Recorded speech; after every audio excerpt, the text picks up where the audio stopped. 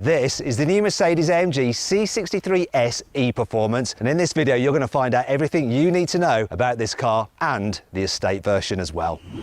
Buy, sell, car, wow! I'd like to introduce you to Honor, who's the product manager for the new C63 SE Performance. And you're going to basically talk me around this car. We're going to talk about the design, and the biggest change that I can notice is this. And I've never seen this before on a C63. It's a vent in the bonnet. Correct, and we know that for our customers the design is very important, and therefore we decided, especially for this version, so for the C63 SE, we want to make it a little bit more progressive, more dynamic, more sporty, and that's why we not only have the power domes on the engine hood, but also then this air outtake. And it is a real inlet or outlet or whatever. There's holes in there that leads through to the engine bay, right? It's not just for show, right? Right, there comes the air out of the engine room, so it has actually also the function that we have a better air conditioning in that. That's good. Right, you got the AMG grille, obviously the slats in it like that. And correct. The lower bumper is obviously more aggressive than on the standard C-Class. Is this exactly the same design that you have on the C43? It is not. We have one part in common, which is the AMG specific radiator grille, but the lower part, our designers considered as the jet wing design. We have huge air intakes, which we actually need in order to cool it down. I'm going to stop you there though, because I need to check that they're real vents, guys. Right, real vents. Continue. We need it because we have there, in the lower part, we have lots of cooling systems in order to not cool only the engine down, but also then the battery and the electrical engine on the rear axle. Okay, so it's all functional, this, and it helps separate the car from the lesser model. One of the things that annoyed me when I had an A45S was that I could never tell it apart from the A35. Like from the front, it just looked the same. I had to go up and look at them to double check. But this is noticeably different. And obviously, instead of a Mercedes badge, we've got the Alfalta back, which is, it's a tree valve. It's got a spring and a cam lobe. Here at the side, Anna, the first thing I'm noticing, looks like it's got slightly pronounced wheel arches. What's going on there? We have wider wheel dimensions in order to have more traction on the street, and actually we widen it compared to the Mercedes-Benz model by 76 millimeters in total. Okay, that's quite a lot. That's like that, isn't it? Right, but on both, so in total. Really? Okay, I'm total. In total, yeah. And this leads us that we are able to have 4 centimeters more tire dimensions, so wider tires in the front compared to the regular Mercedes-Benz car. Okay, and in terms of the alloy wheels, are these 20s? Yeah, these are 20s. This is the design exclusively for the C63 SE Performance. On the station wagon, we're going to see the other 20-inch wheel design, which looks also very great. Can you get 19s as standard? Is that what it is? Yes, we start with 19-inch as standard, and then the customer has the choice up to 20-inch wheels. I think a lot of them are going to upgrade, aren't they? Absolutely. Although probably for ride quality, you're going to be better off with the 19s, but the way it always is. Okay, so here at the side as well, I'm noticing some, normally these kind of things are fake. In this case, it's only for design purpose in order to emphasize also the sportiness of the car inside. That's now rubbish to me, I'm afraid, aren't I? You've ruined it. All right, but I'm sure that we have other features that will bring the smile back again. So I noticed you've got pronounced side skirts. Right, made in carbon fiber in this case, it's optional. Optional, okay. Mirror housings also in carbon fiber, optional, yeah. Right? So we want to offer our customers a wide spread of individualization, just as individual you are. Yeah. We want to provide our customers also lots of individualization opportunities. And make money while doing it. Of course. That's why we're here, aren't we, really? Come on, I think we should know while we're here, the brakes. So, what kind of brakes has this car got? So in this case, the car is equipped with the optional ceramic brakes, which come to the market a little bit later, so it won't be available for market introduction. But in general, we have also, again, an AMG specific brakes in order to break down the entire system, the entire car. Okay, so AMG steel brakes are standard, upgraded obviously over the normal C-Class and the C43, and you can upgrade them to carbon ceramics. Right. Let's just move down the side a bit. Here we go. Let's get to the rear. Have you got a wider track here on the back as well? Not the body, but the wheel dimension itself, it's wider. Okay. So again, 3 centimeters on the rear compared to the regular Mercedes-Benz car. Okay, so on the front, you've actually extended the wheel arches, but here at the rear, you've just left them as per the standard C63. Absolutely Why right. did you do that? Because if you look at something like an M3 or an RS4, they have that distinct design of like the rear haunches like that. Why didn't you go one step further and actually do what you did at the front and the back? Because I think it might have looked better. Right. I mean, in the front, we had the opportunity because we needed to lengthen the car in the front, and therefore we needed to create new front fenders and a new engine hood. So there was absolutely the opportunity. In the back, we didn't need to touch it as much as in the front, and therefore we said, okay, let's have only the new AMG specific rear axle, and then with this axle we were able to then also have the wider wheel dimension. Okay, I've just got to back you up here. You made it longer in the front. Why is it longer? In the past, you know, we had the V8, now we have the 4-cylinder, but still we need lots of place in order to have the entire cooling system, as we seen before, in order to have the cooling system in the front, because we need this cooling system to cool down the engine and again also the battery concept. Okay, so the wheelbase is the same, but the front is slightly longer. The wheelbase is largened by, or is longer, is 1 centimeter longer. Really? Okay. Yeah, but the front itself, it's like 5 centimeters longer. And on the old C63, was it also longer than the standard C-Class? Yes, it was the same because we needed the room for the V8, and now we need it for the entire package, the 4-cylinder and the cooling systems again. So it's just like the V8 then? I didn't actually know that. I never knew that, to tell you the truth. Let's move around to the back. As you do in Mercedes-AMG now, when you have the E-Performance models, you have black writing surrounded in red. Right. Yep. This is to emphasize that this car is a hybrid. We have a P3 hybrid concept, and all of the P3 hybrid concept will get this reddish background. One thing I'm looking for, because on the GT63, there's a horrible charging port on the back, which just looks a bit... Right. Where's the charging port? Oh, it's all the way here. Ah, it's like on the other side. like on the hybrid C-Class, isn't it? Oh, that's much better. I much Right. prefer that. What's going on here? So this looks quite serious. We've got some diffuser action going on. We've got Right. deeper bumpers. What else? So of course we have an AMG specific rear apron here, and especially for the C63 SE we have an AMG specific diffuser, and again we have some nice carbon fiber trim elements here which are available as optional, and of course we also have the night package, therefore the exhaust pipes are colored in black and not in high gloss chrome. Okay, so you've got quad pipes here, but you just wait here, mate, because I need to go do something. Okay, I'll be back. Just wait there. Just wait. Because this is what I have to do, right? It's just absolutely ridiculous, but it's part of my job. Here we go. This should do the trick. There we go. What I need to show you, you see, I've got to illustrate this to you, I'm afraid, Anna. Real exhaust pipes. Yeah. It's sort of real, right? So what you got here, Anna, let me just explain to you. So yeah, I like the design of this, but they are surrounds, and we have two there. But if I look in there, I have just one. There's one. Yes, absolutely. But in the back of the car, what we also have is a flap in the car, in the exhaust pipe. We have one. two. Yeah, but two. It comes out with two, and then we spread it down to two again. One. Yeah. Oh.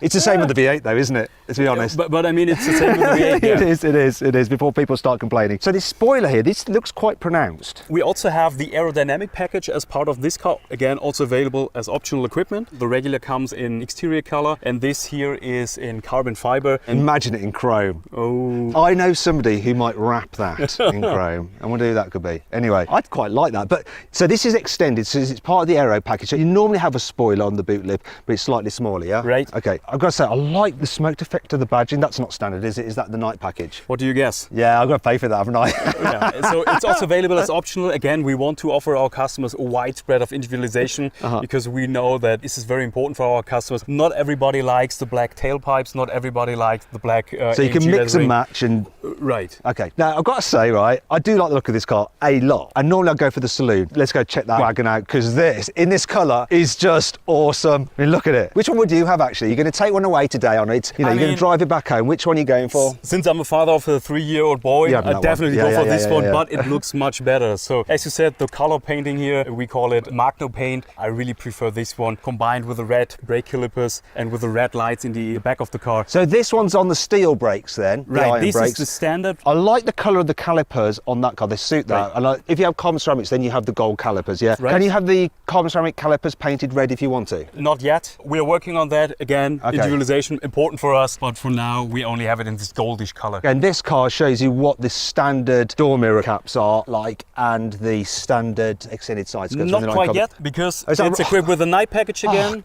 I'm so confused, Anna. Okay, so let's get this straight. If it's standard, what does it look like? Exterior color. Oh, it's just the same, so it'd be this colour? Right. Do you know what? I'd have it this colour than that colour. Why? Because I think it just looked better, because this is such a cool colour. I'd rather have that than why would I pay extra to make it look less good? But I mean, forget the night package on this colour car. No, buy the night package because it's very good. I mean, I really like the contrast between the matte and the high gloss finish. So I would prefer this one. What is up to you, Matt? Right, let's go check out the very rear of it. Come on, let's go. One thing I want to mention, here we have the other 20-inch wheel design, which are also aerodynamic optimization. It's this bit in it, right. I prefer those ones. Yeah, so we are complete different You go for that one, personalities, I definitely? guess. Yeah. Did you spec this car up? Because you're product manager. Were you speccing the cars up? Maybe this is my choice. Right, okay, cool. And so here at the back of the estate, we've got a roof spoiler. And this is a standard one. Yeah. We also have an aerodynamic package for the station wagon, but in this case, we have now this. That's the standard one. Right? No, you've got the aerodynamic package. Is this aero package? This is not part of the aero package. This is always standard. Okay. With the aero package, it's a little bit wider. It's a bit wider. Right. Let's move on to the interior. So here on the inside, the general architecture of the dash is the same as a normal C-Class. And obviously you can have leather on the dash with the normal C-Class, you can have different colour trims, but you can't have carbon fibre, can you, in the normal C-Class? Yes, you can. Oh, really? Yeah. Okay, so that's not new then. You can have yellow stitching if you want? No, not on the regular C-Class. Okay. This is then for the C63 SE. Okay, the infotainment screen looks the same. The It's actual the digital same. driver's display is the same. However, there are some obvious differences. The first one is the steering wheel. Obviously, we've got an AMG steering wheel. It's got Alcantara-ish stuff there. It's not actually Alcantara, is it? What do you call it? No, Dynamica? now we call it a microcut. Microcut, okay, so you don't have to pay the Alcantara people any money. That's right. And you've got the shift pedals there, which are a nice size. Right. And are they metal? Yes. Feels It's good. not plastic. High value appeal when you feel it, when you touch it. Feels solid and nice. In the morning, it's quite nice because it's cold and you feel it, and that's. Do you know what? I had an Nice. M3 and it had carbon fibre pedals, which looked really cool, but the back of them were like rubbery and Yeah. it just felt like you're touching something cheap, even though they weren't cheap. Okay, then key thing with AMGs, we have the 2 drive select buttons here. So that's your drive select mode where you can go from electric, because it's Fully electric driving. because it's a plug-in hybrid, comfort, sport, sport plus, race, and we seem to have music playing because I touched the slider control. I hate the slider controls. I always do that. You've got your usual AMG stuff where you can like separate your suspension settings, the noise from your exhaust or your speakers in this case, because you play noises with the speakers, any electric sounds as well. Is that correct? I mean, we have this other system. It's mandatory because it's a plug-in hybrid. You can drive fully electric. So Yeah. we have this system, and also we are using this system, but not with artificial sound. So we are more or less amplifying the sound from the engine, and then we bring it then into the interior, but also then in the exterior of the car. Okay, so you've got some speakers on the front and the rear bumpers Right. which play a noise when you're moving along, and it samples the sound of the engine and it amplifies it. Correct. But if you're in electric only mode, it's not playing the engine sound, is it? It's No, like no. an It's electric then this, sound. Yeah, it's an electric sound. Now you probably want to know what that sounds like and what the noise this car makes when you're thrashing it sounds like compared to the V8, and what it's like when you're in electric only mode. Well, I'm going to go for a drive in one of these things in a video that's coming out in about a week, and to make sure you don't miss that, please subscribe to this channel and hit the bell icon to turn your notifications on. That way you'll be alerted when that video goes live. Okay, another thing I've noticed, the display that I'm seeing here, it looks like you've got some custom AMG displays. Yes. Okay. We have it in the media display, in the internal cluster, and also in the head-up display. Okay, so what have we got here? Let's have a little scan through. Is it, how many different views have you You have got? a G meter, you can display the torque, you can display the power, and you can even have the track pace displayed here in the instrument cluster. Okay, so normally in a C-Class you get like classic, understated, you get sport, Right. but now Super sport and track pace. Then O- our AMG specific. Okay, and you get those in the 43 as well though? Yes. Okay, moving on to the main infotainment screen here, there's some distinctive menus as well. So if I swipe across, then we've got AMG Performance. It's more or less telemetrics data, energy flow, and you get the torque and the current power output. And so basically you've got a drag race setting which will time your launch on it, so you have quick off from 0 Right. to 60 or 0 to 100 kilometers an hour actually, seeing as we're in Germany, 0 to 200 kilometers an hour and over the standing quarter mile. And you've got track race which times you around various tracks. Yeah. And if these information then are also displayed then in the head-up display, so you don't have to look on the media display. It is in the windshield, and then you can see it. massive heads-up display there with a nice big rev counter. And one thing else I've noticed is this, an AMG button there. That's also AMG specific, so Mercedes-Benz doesn't have it. For the 43 and for the 63, you have it, and then you jump directly into the menu of the car where you can basically change the characteristics of the car.